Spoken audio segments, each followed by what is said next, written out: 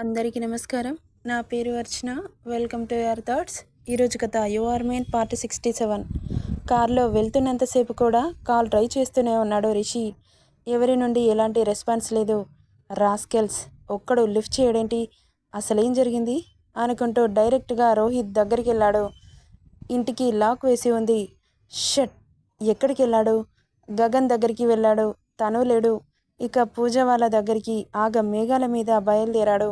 రిషి అలా వెళ్తుండగా రోహిత్ కార్ కనిపించడంతో సడన్గా బ్రేక్ వేసి ఫాస్ట్గా కార్ దిగి రోహిత్ కార్ దగ్గరికి వెళ్ళాడు. రిషి కార్ డోర్ ఓపెన్ చేసి అప్పటికే కోపంతో ఉన్న రిషి రోహిత్ కాలర్ పట్టి బయటకు లాగి, యూ రాస్కెల్, కాల్ చేస్తుంటే లిఫ్ట్ చేయవేంట్రా అంటూ అరిచాడు. అతనికి ఏం చెప్పాలో అర్థం కాక బాధగా రిషిని చూస్తూ ఉన్నాడు రోహిత్. ఏంట్రా, నేను గొంతు చించుకొని అరుస్తుంటే మాట్లాడట్లేదు? వైషు ఎక్కడా? ఎవరికి కాల్ చేసినా లిఫ్ట్ చేయట్లేదేంటి అని అరుస్తుంటే కన్నీళ్లు చెంపల మీదకి జారుతున్నాయి రోహిత్కి. ఏదో జరిగిందని రిషికి అర్థమవుతుంటే, ఏమైంది, నోరు విప్పరా? వైషు వైషు అని బాధగా అంటుంటే, ఏమైందో చెప్పు అంటూ తిక్కులు పెక్కటిల్లేలా అరిచాడు. వైషుని అరెస్ట్ చేశారు అన్నాడు. వాట్ అంటూ గర్జించాడు. ఏమైంది, ఎందుకు అన్నాడు రక్తవర్ణం దాల్చిన కళ్ళతో. జరిగింది చెప్పాడు రోహిత్. అదంతా విన్న రిషి దవడ కండరాలు బిగిశాయి. కళ్ళు అగ్నిగోళాల్లా మారాయి. ఇప్పుడే స్టేషన్కి వెళ్ళి వస్తున్నాను. తనని ఏ స్టేషన్కి తీసుకెళ్లారో తెలియట్లేదు. అడిగితే కూడా చెప్పట్లేదు. తను చంపింది అన్న విషయం పోలీసులకి ఎవరు చెప్పారు? ఏమోరా, పోలీసులు వెళ్ళి అరెస్ట్ చేసి తీసుకెళ్లారు అని మాత్రం తెలుసు. ఇదంతా ఒక గంటలోనే జరిగిపోయింది. సాకేత్ బాడీని పోలీసులు తీసుకెళ్లారు. ఎంక్వైరీ పేరుతో వైషుని 1 టౌన్ 2 టౌన్ పోలీస్ స్టేషన్కి తిప్పుతున్నారు. దీని వెనక ఎవరైనా ఉన్నారేమో అని డౌట్గా ఉందిరా అంటున్న రోహిత్ మాటలకి, ఇంత జరుగుతున్నా నాకు ఒక్క మాట చెప్పాలని తెలీదా రాస్కెల్ అంటూ అరిచి క్షణం ఆలస్యం చేయకుండా బయలుదేరాడు రిషి. వెనకాల రోహిత్ కూడా బయలుదేరాడు. ఇక ఏం జరిగిందంటే, 3 డేస్ బ్యాక్ శర్మ గారిని డిశ్చార్జ్ చేశారు. వైషు వాళ్ళిద్దరిని తీసుకొని అగ్రహారం బయలుదేరింది. వాళ్ళని డ్రాప్ చేసి మళ్ళీ వైజాగ్ రావాలి అనుకొని ఇక అలా రిషి వైషు కోసం పెట్టిన కార్లో అగ్రహారం బయలుదేరారు. అలా సాఫీగా వెళ్తుండగా సడన్గా వాళ్ళ ముందుకి ఒక కారు వచ్చింది. సడన్ బ్రేక్ వేశాడు డ్రైవర్. ఏమైంది బాబాయ్, కారు ఎందుకు ఆపావు? ఒకసారి అటు చూడమ్మా అన్నాడు. తెలెత్తి చూసిన వైషు కళ్ళకి సాకేత్ కనిపించాడు. ఒక్కసారిగా కళ్ళు పెద్దవయ్యాయి. అమ్మా, బావేంటి ఇలా వచ్చాడు అని చిన్నగా గునిగింది వైషు. నేనే పిలిపించాను అన్నాడు శర్మ. ఒక్కసారిగా షాక్ కొట్టినట్లు అనిపించింది వైషుకి. ఏం మాట్లాడుతున్నారు నాన్న, మీరు పిలిపించడం ఏంటి? యాక్చువల్గా ముందు రోజు నైట్ అందరూ పడుకున్నాక శర్మ గారి మొబైల్ రింగ్ అయింది. చెప్పండి అల్లుడు గారు, మీ ఆరోగ్యం ఎలా ఉంది మావయ్య? నువ్వు సర్జరీ చేయించావుగా, బానే ఉన్నాను అన్నాడు శర్మ గారు. అంటే హాస్పిటల్ ఖర్చు మొత్తం సాకేత్ పెట్టుకున్నాడని నమ్మించాడు సాకేత్. వాడి ఫేస్లో ఈవిల్ స్మైల్ వచ్చి చేరింది శర్మ గారి మాటలకి. సరే కానీ నేను చెప్పిన విషయం ఎంతవరకు వచ్చింది? రేపు డిశ్చార్జ్ చేస్తారు. వైషుని మాతో పాటు తీసుకెళ్తున్నాం. మధ్యలో మా కార్ని అడ్డుకొని అప్పుడు వైషుని తీసుకొని దూరంగా ఎక్కడికైనా వెళ్ళు. వాడు వచ్చే వరకు ఈ దేశం దాటి వెళ్ళిపో. వాడు వస్తే వైషుని తీసుకెళ్ళనివ్వడు. నా కూతురు సంతోషంగా ఉండడమే నాకు కావాలి. వాడి గుణం నాకు నచ్చలేదు. నాకే నచ్చలేదంటే నా కూతురు వాడితో జీవితాంతం ఎలా ఉంటుంది? సరే మావయ్య, మీరు చెప్పారుగా, తప్పకుండా వస్తాను. నా వైషుని తీసుకొని వెళ్తాను అన్నాడు కన్నింగ్ స్మైల్ ఇస్తూ. ఇక అలా శర్మ చెప్పినట్లుగా వచ్చాడు సాకేత్. కార్ దిగి ముందుకు వచ్చి, మావయ్య మీకు ఆరోగ్యం బాగుందా అన్నాడు. బాగుందల్లుడు గారు. వైషు దా అన్నాడు. అతను అలా అనగానే కళ్ళు చిన్నవి చేసి చూస్తూ, ఎక్కడికి మావయ్య చెప్పలేదా అనగానే తల తిప్పి శర్మగారిని చూసింది.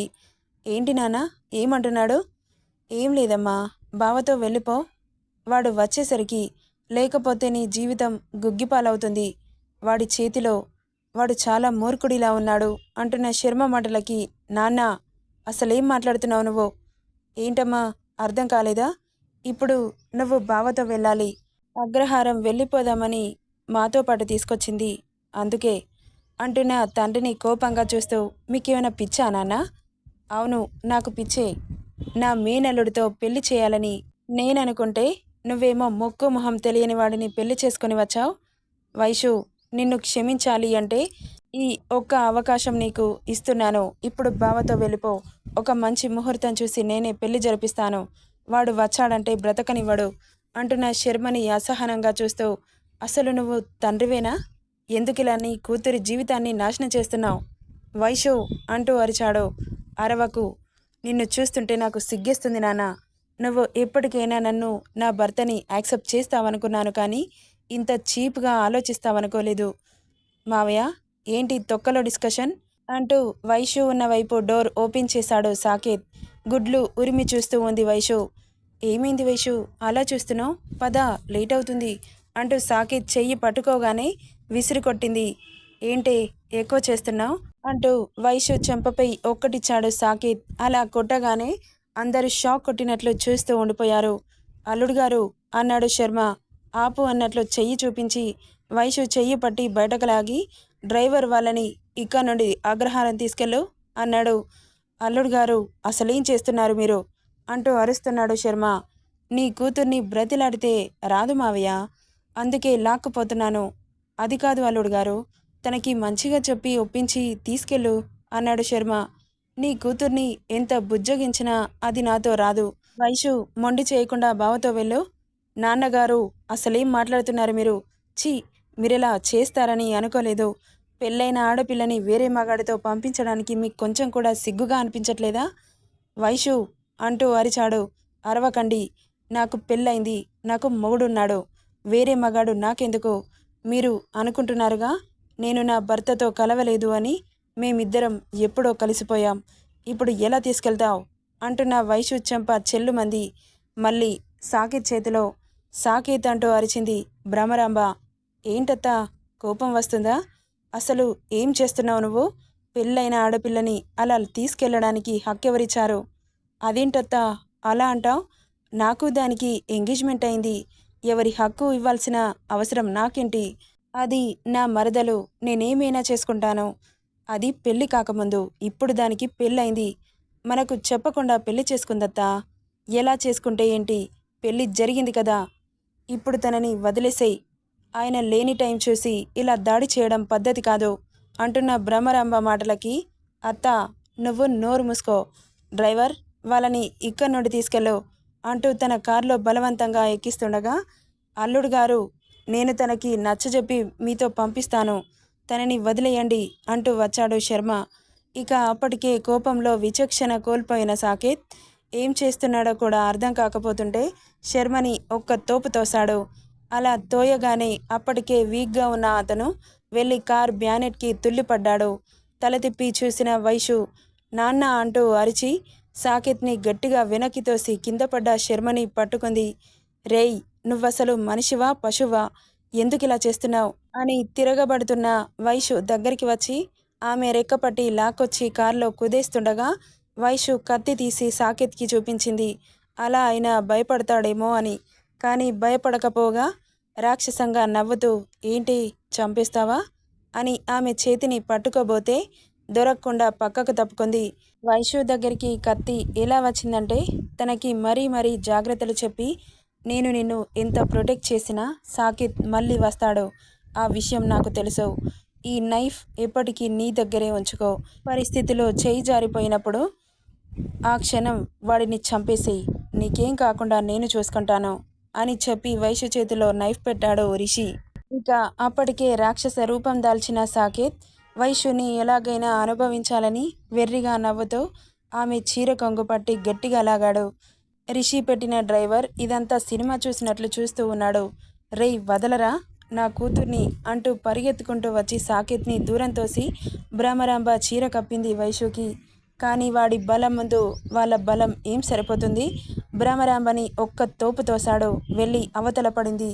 ఇదంతా చూస్తున్న శర్మకి గుండెల్లో నొప్పి మొదలైంది. వైషు అంటూ పిలుస్తుంటే నోట్ల నుండి మాట రావట్లేదు బయటకి. ఏవండి అంటూ శర్మగారి దగ్గరికి పరిగెత్తుకుంటూ వెళ్ళింది భ్రమరాంబ. డ్రైవర్ బాబు, నీకు దండం పెడతాను, నా కూతుర్ని కాపాడండి అంటూ వేడుకుంటుంది. అలాగే చూస్తూ ఉన్నాడే కానీ పట్టించుకోవట్లేదు. అమ్ముడిపోయిన కుక్క ఎలా ఉంటుంది? వైషు బట్టలు ఒక్కోటి దూరం అవుతుంటే ఇక్కడ తల్లి గుండె విలవిలలాడిపోతోంది. ఆమె జీవితాన్ని సర్వనాశనం చేయడానికి సిద్ధపడ్డ సాకేత్ ఇంకో క్షణంలో ఆమెను సొంతం చేసుకుంటుండగా ఆమె పక్కనే పడ్డ కత్తిని చేతిలోకి తీసుకొని ఆమె మీద ఉన్న అతడి వీపులో కసకస పొడి చేసింది వైషు.